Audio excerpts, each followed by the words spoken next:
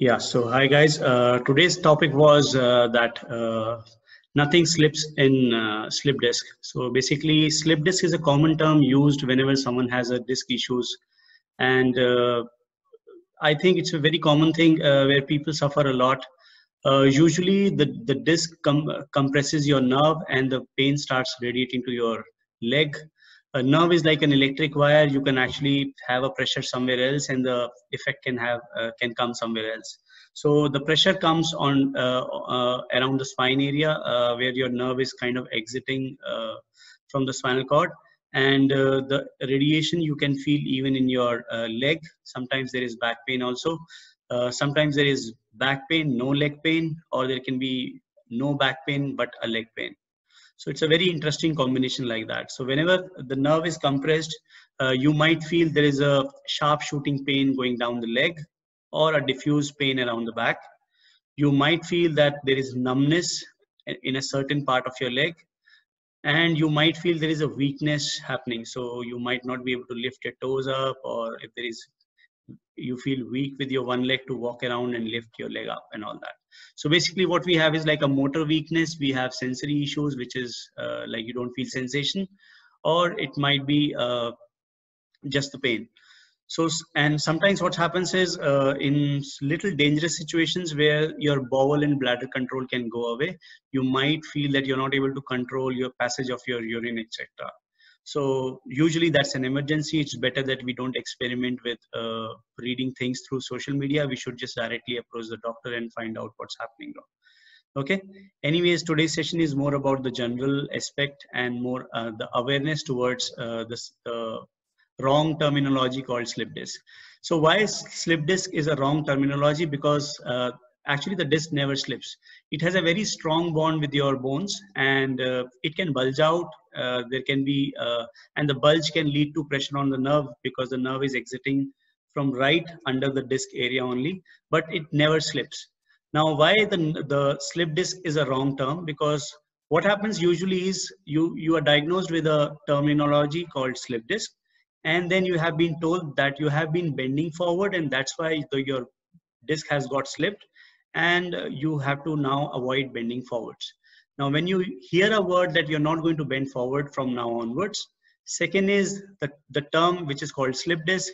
It simply means, you know, there is something which is really unstable and can misplace by little bit of your activities. So, and on top of it, obviously the pain is already there. So you start trusting the guy who's on the other side of the table. Now, what's happening is with such a fear and these terminologies in your running in your brain, you get it's called kinesiophobia. Basically, you stop moving. You feel that the movements are going to harm my spine, my disc, or my nerves. It might worsen up my situation. Now, when there is acute pain, the body goes into protective mode. It happens to every one of us. For 2-3 days, the pain remains severe. Obviously, we need to be restricting the pain when the pain is high, but soon we have to start activities as well. I still remember one case where there used to be severe pain, and he used to come to me, and I was doing all the things possible, but sometimes the pain was surprising us. So I just told him one thing, you know, whenever there is pain, you just start getting up and start walking around. Because I remember now, his chief complaint was whenever he has to sit and work, that's the time when the pain was increasing. So for me, it was just a simple advice, you know, whenever there is pain, can you just start getting up and divert your mind and all that? And you know what happened? That was the key for his recovery. He recovered because he was walking a lot. So I mean, obviously one case doesn't suggest anything, but it's been many years and we have been seeing such cases and we have been advising similarly to them. We see activities and movements really help spine in recovering from the pain. Coming back to this, to the topic of today called slip disc, let me share you with a little presentation to understand how the spine behaves, what the disc does, and what all things can be done to kind of control your symptoms and all. Okay, so over to sharing the screen now. So today we'll be talking about a wrong diagnosis called slip disc. I already made my ground about, you know, why slip disc should not be called as a slip disc. It's a bulging disc, it's a herniating disc, which is pressing onto your nerve. Okay, every time when the disc is out, it doesn't mean it's pressing onto the nerve only. And whenever there is no inflammation around the disc and it is not pressing the nerve, you might not feel pain. And we have many people moving around pain-free completely, but they might have a bulging disc here and there. As we age above 40 years, everyone will have some of the other disc issues going on. But do they have pain? No, they don't have pain. Who have pain? It's a very complex science. We might have to kind of take separate sessions to understand, why pain happens and all that. So I can only tell you one thing: disc bulge doesn't define that you should have pain. Amount of disc which is coming out and pressing doesn't define the seriousness of the injury.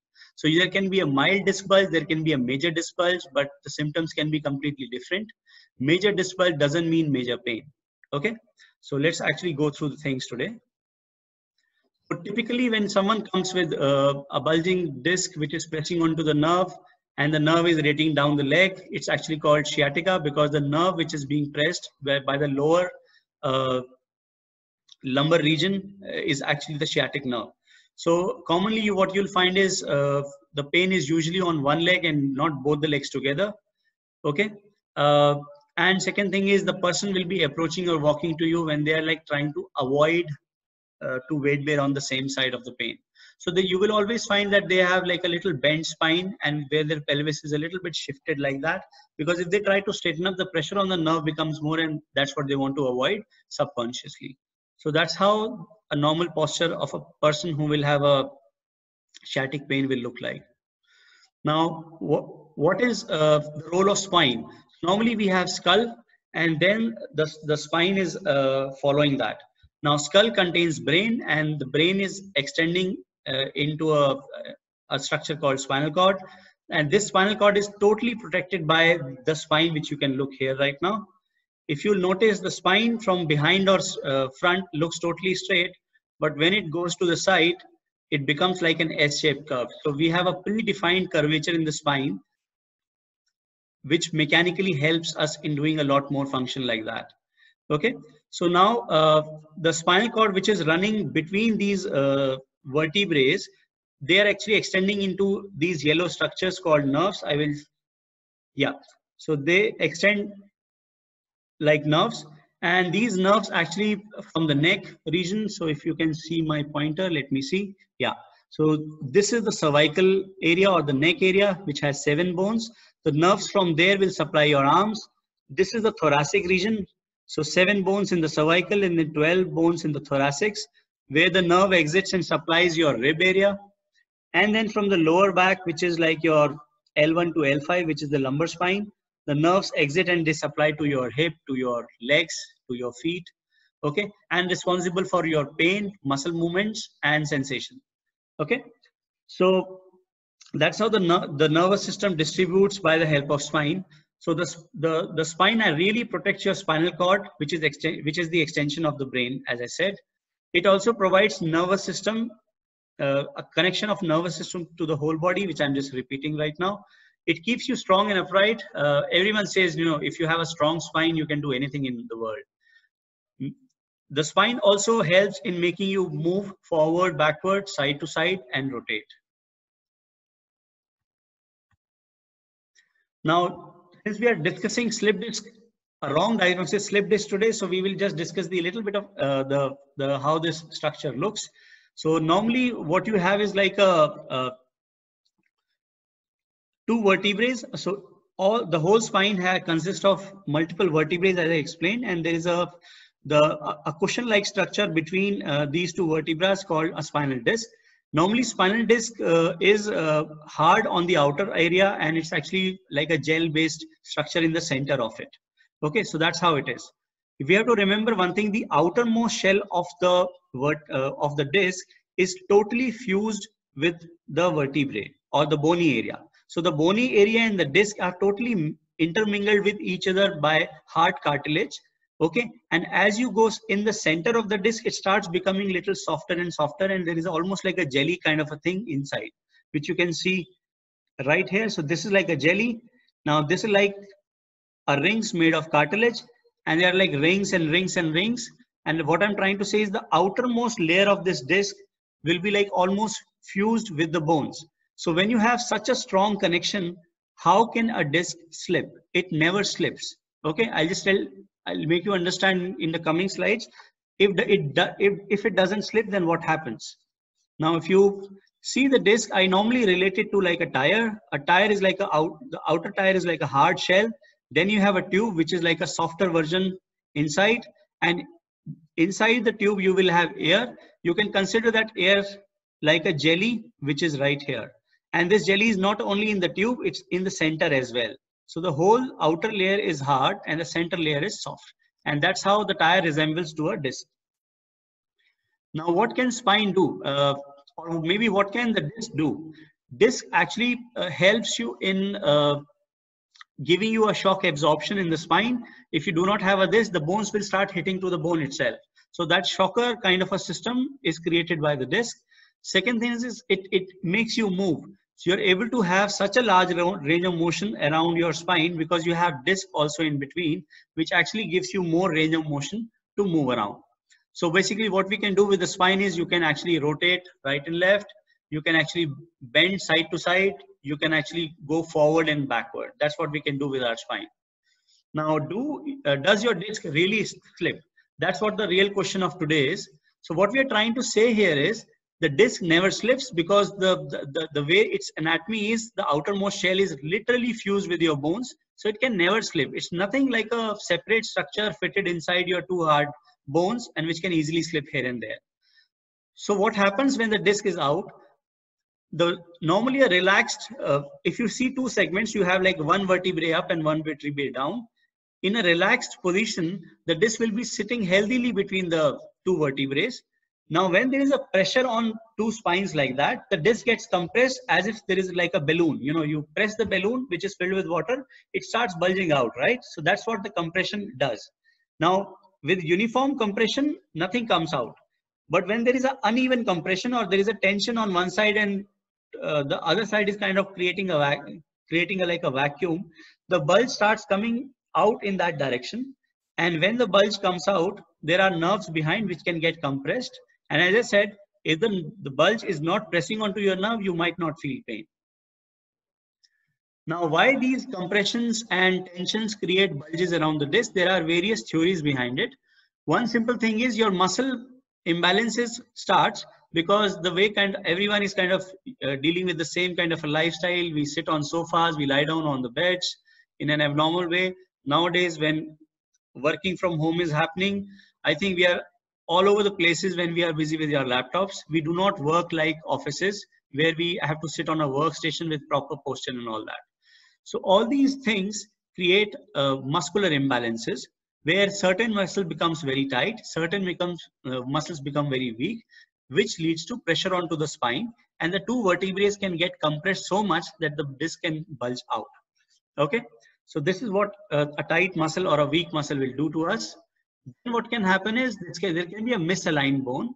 Now, if you see on the left side, there is a normal alignment of two vertebrae in which the disc is sitting healthily. Now, what happens is if your one vertebrae has by chance rotated and shifted somewhere and got locked. Now, with that locked position, the two vertebrae cannot move well with each other. Whereas in the left side, which is the normal alignment, the movement can be easy. Now, you imagine it like your drawer, where if your drawer becomes a little shifted, it becomes very difficult for you to kind of open and close the drawer, right? But the moment if it's a little bit shifted, it becomes totally locked and you need a lot of force to kind of realign it. And once you realign it, it starts becoming smoother again. So that is called subluxation, or maybe at a very micro level, there is a little misalignment between the two vertebrae. Now, these things can create a lot of pressure onto the disc, which can swollen backwards and pressing onto your nerve again. The third thing, which is actually, this is the one which truly kind of presses onto the nerve, because rest of the things I normally call as pseudo sciatica or pseudo disc bulge, because the reason is not your disc. The reason is actually very secondary. Here, when the repetitive stress happens to the disc, this is the primary cause to kind of create a bulge and all that. Now, throughout the day, when we have to sit a lot with such a stiffness and muscular imbalances, and then we have to suddenly move, we might have to lift something heavy, or a common way of getting a disc injury is when you have to actually lift something and you have suddenly rotated, because that's the time when those fiber of the disc gets teared and the outer shell, which I was saying that it used to be a hard shell, becomes little weak. Now, day by day, when the inner jelly is kind of pushing onto that weak outer shell, it starts slowly bulging out, and out. When the outermost shell becomes very weak, it forms like a bulge. Now, if you see on the right side in this tire, the tire has become so weak around there that the tube has started poking out. This is exactly what's happening to the disc as well. So, and when the bulge happens, there is a nerves which are going down and supplying your legs. They get compressed and the symptoms start, which we already discussed earlier. Now, one thing which I want to literally say is, so far we have talked too much about, what's happening to that particular area where the disc is out and there is a pressure and all that, the muscles around there. But you know what? The body actually works as a whole. The whole body has to move together. It's actually a one body. Now, if you see on the left side, this is how the skull and the spine and the pelvis is attached. Now, if you remember when we were small, we used to have those wooden snakes where there were like small box of small rings of woods attached to each other in a way, so to make like a snake. Now, I clearly remember such kind of a toy where I have to just move the tail of that snake, and you see when you move the tail, the head of the snake moves. It shows how well the snake as a toy or the spine in our skeleton is so much interconnected. So when you move one structure, the other other area moves. So if you imagine, if there is something wrong with the neck, the pressure can go to your thoracic or the mid back or upper back area. That wrong movement can have pressure on your lower back area, causing those misalignments, muscular imbalances, pressure on the disc and bulging out. So that's how the spine is so well interconnected that the area which is quite far away from the area of problem which was diagnosed can also result in pressing onto the nerve. Now, this is important because your recovery is based on that. This shows how the treatment needs to be directed. We need to be identifying what is the cause which has led to the problem of a nerve compression. We need to be solving and designing exercises based on that. Now, this can become very customized, but everyone can at least do gentle mobility exercises, which should involve your lower back, your mid back, and your upper back as well. So everyone who is under lockdown and they feel they have a history of disc bulge, or people who get feared that they might catch a disc bulge because they have been doing wrong movements, they have been sitting a lot on wrong surfaces, they should be doing a little bit of self-help to kind of keep their spine good. So this picture is a black and white picture, which is I selected purposely because it's a very old research which was done by a guy called McKenzie, and he actually protocoled certain exercises to kind of reduce the disc bulges. Although this is actually treating a very local area, but I would say along with the other factors, we should consider this as well. So he's just trying to show how the body has to sit, how the body has to stand. Now, if you see in your figure 3, 4, and 5, this is how the McKenzie exercises needs to be. Now, at least for 10 minutes, once in a day, you should be lying down on your tummy. And if you find there is pain in the lower back, you can place a cushion under the lower back as well, so that the area where the disc is being compressed totally can actually open up. Now, from this position and you lie down for 10 minutes, idea is that the lying down position should not cause you pain. Now, once you are over with that position, it might take you 1 day, 2 days, or 3 days. You start progressing coming onto your elbows, which means you're trying to create extension around your spine, which simply means the disc will have negative pressure on the backside and it will push the jelly material forward and might reduce the disc bulge. Usually, this should not be painful, so you can actually decide your range of motion based on that. Now in figure 5, you see a complete extension, which is very similar to the way this cobra extension pose or a bhujangasana happens in yoga, where you take your weight on your arms, fully extended elbows, and you're totally extending your lumbar spine or the lower back area, which creates a high negative pressure on the backside of the disc and can be pushed forward. Now, all this doesn't mean that you are resetting the disc and it will bring it back to normal. But what it is doing is, when the disc is bulged out, it's actually bothering your mobility. You're not able to move well. So this can help in creating good movements around the lumbar area. Parallelly, we need to be working towards dealing with the strength around that area and also taking care of your upper back and middle back health. Your hips are important, your legs are important.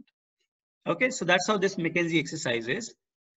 Now there can be nerve mobilization. So whenever there is a sciatica happening because of the disc bulges, the nerve mobility becomes very important. Now if you see in the topmost figure where this guy is almost doing like a hamstring stretch, where you have to extend your lower leg upwards repeatedly, because this is going to help mobilizing that nerve which has got compressed because of the disc. So when you go up, reach up to the level where there is no pain, or maybe just touch the pain and come down. Now when you have done it for 10 times, maybe for 2-3 days, start holding into the angle where there is a very gentle or a very slight pain, like this in the second image, which is on the left side, where the ankle is moving up and down to kind of give mild stretch to the nerve around the ankle as well.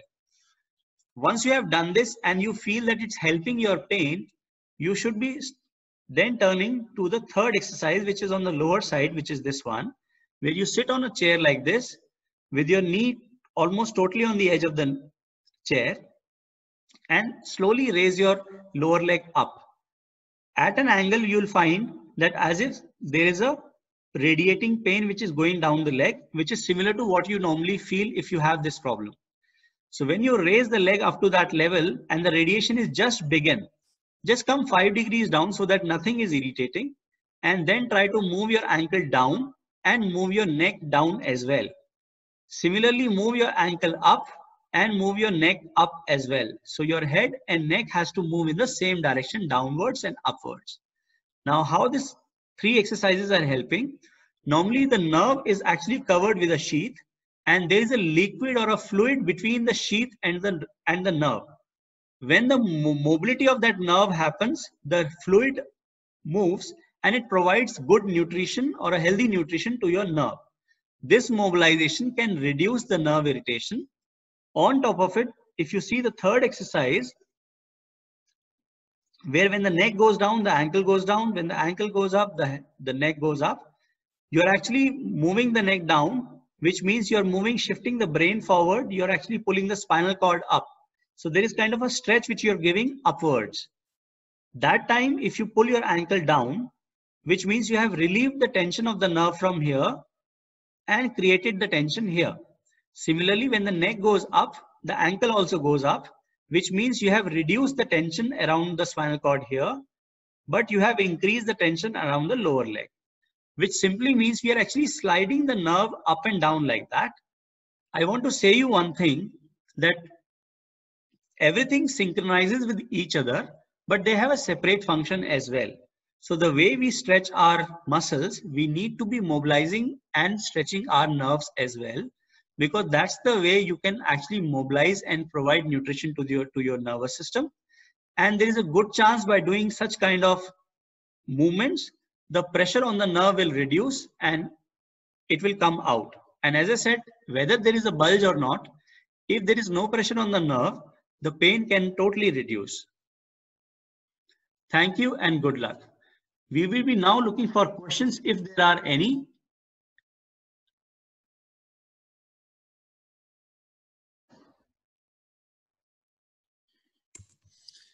Thank you, Dr. Kunal.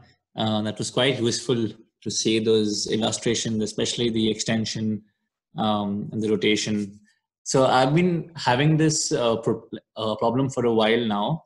Okay. And over the last 8-9 weeks, I have been doing exercises every day, which includes the McKenzie and other exercises. I've also started doing some core exercises like planks and stuff, because I don't feel the nerve irritation so much. Very good. So my question to you is, I have 2 questions. One is, sometimes when I stay in the prone position and I lift on my elbows, I feel a crack in my back, and it feels a bit of relief, but is this a good sign?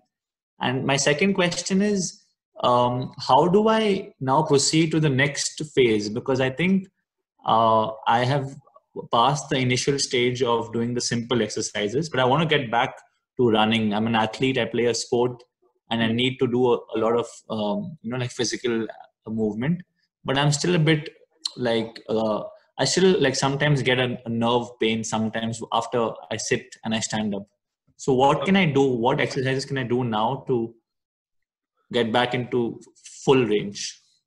Okay, so when you do McKenzie and you feel those little cracked noise which makes you feel relieved after that and all that, it just shows that there is high pressure on that lower area which is built up throughout the day. And now when you're actually doing the exercise and you're trying to take yourself into that extreme range of motion, it's actually popping up and resetting into the position again. Okay. Now, I'm not saying the solution is keep resetting like that, because that will make your area unstable because there is high movement happening around there, right? So we are not looking for the clicks and cracks like this, but throughout the day, if you can keep mobilizing yourself so that the pressure doesn't build up so much, it might help. You might feel that those cracks have stopped coming now because you have been taking care of your mobility throughout the day. Yes. Second thing is, as you said, you were already doing little planks and little core strengthening exercises. This nervous mobility system, which we were just discussing in the last slide, the nerve mobilization becomes important, because if your nerve starts becoming little flexible and freer, the compression will relieve. And as I said, if there is no direct pressure onto the nerve, it might not irritate and you might not feel pain. Okay. So I have been doing the nerve flossing. How do I know, like, what is a sign to tell for that I can move on to doing other exercises? What is an indicator of success that I can now move on to do, like, let's say forward bend or like lunges? I can't do lunges or squats still. Yeah. Okay. So before you can do free squats, you should be doing supported squats, because that will regain your confidence. Okay. And the spine will also learn how to behave in synchronization to how the legs needs to be moving and pelvis needs to be moving. Okay. When we were talking about this slip disc today, the whole idea of doing this was, now when there is a terminology called something is slipping, right? Actually, we get a lot of fear and we stop bending forwards. And it's a very common advice to everyone, stop bending forward because you have a disc problem now. Yeah. But your lumbar spine is actually made to move, especially the way we were discussing forward, backward, side to side, and rotate. These movements are something that when the pain is high, you should restrict for temporarily, and you should be redoing them. Now, initially, just to create good forward bending movements, you can simply lean onto a wall where your pelvis is totally attached behind. And you start moving forward and back upwards, just like bending half and coming up, bending half and coming up. Since your pelvis will be attached to the wall, it will give you some sense of stability to your spine, and that fear will not be there. Plus, you will learn a good motor control of bending forwards as well. So I put my back against the wall and then I bend forward? Yes. Okay. And keep the pelvis attached to the wall. It's like you're just kind of standing, leaning against the wall like that. The hip stays at the wall, but you can bend forwards down, maybe up to the knee initially. Okay. Thank you. And so I can do push-ups also? Pardon?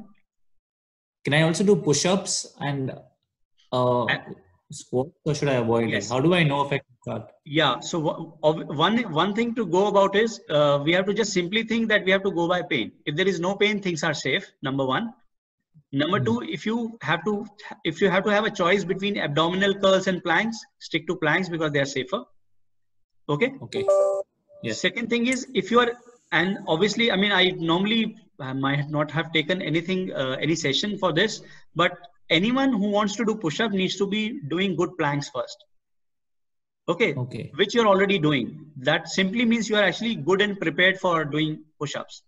Now, if you see there is a lack of confidence, try doing them inclined first. Maybe first on the wall for a few days, then on an inclined bench, and then directly go to the ground. Okay, fine. So that can help. That is very helpful. Thank you, Dr. Kunal. Yes. Just the last thing, if you have been specifically treating yourself for the lower back musculatures only, think some more exercises which can give you upper body flexibility, because when we work from home, this posture goes for toss. Yeah. And as I was saying, spine moves like a snake, which simply means if you move from up, there is a change happening down as well, and reverse or vice versa also. Yeah. So upper body posture needs to be taken care of. Okay. I've noticed my hamstrings are very tight, and I'm struggling to get, like this photo you showed, you can clearly see that this person has a lot of range, but mine only goes at around 45 degrees, my leg. They're extremely tight, my hip and my hamstring. Nerve mobility can be a very helpful thing. Your hip strengthening can be very helpful. So normally we see, hamstring is tight and we want to stretch it, but stretching actually has no evidence. We can keep stretching and it will never improve. Yeah. You need your glutes to be more active, because that's how you can teach your hamstring how to remain on less alert. Otherwise, right now they're on high alert. Right. And that's what's making you tight. So as I said, for tight hamstring, you need nerve mobility, which we discussed in the slides, and to rebuild up strength around your hip. That will help you in gaining more range around the hamstring. Okay, fine. Okay then. So we had one question only today, but actually we discussed many things which can help many other people as well. I would request guys, whenever you see the YouTube link of this video, please comment, like and share. It might help others as well.